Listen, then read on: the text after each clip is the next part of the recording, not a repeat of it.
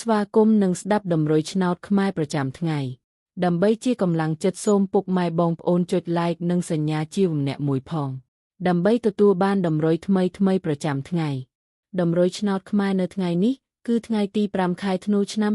2025ដើម្បីកុំឲ្យខាតពេលយូរសូមស្ដាប់ដំរុយឆ្នោតពី admin មានលេខ65127259សម្រាប់ប៉ុស្តិ៍ ABCD សម្រាប់លេខ OSADMIN មាន2គ្រាប់គឺ OS ខ្ទង់80និង40សម្រាប់3លេខគឺ admin មាន2គ្រាប់ផងដែរគឺមានលេខ773x991គុណបើសិនជាពុកម៉ែបងប្អូនស្រឡាញ់និងពេញចិត្តលេខទាំងនេះពុកម៉ែបងប្អូនអាចយកលេខទាំងនេះទៅផ្សងសំណាងបានជាចុងក្រោយសូមជូនពរពុកម៉ែបងប្អូនដែលយកលេខខាង admin ទៅផ្សងសំណាងហេងយើងទាំងអស់គ្នាជូនពរពុកម៉ែបងប្អូនជួបតែសំណាងនិងសុខភាពល្អសូមជម្រាបលាជួបគ្នានៅថ្ងៃស្អែកបន្តទៀត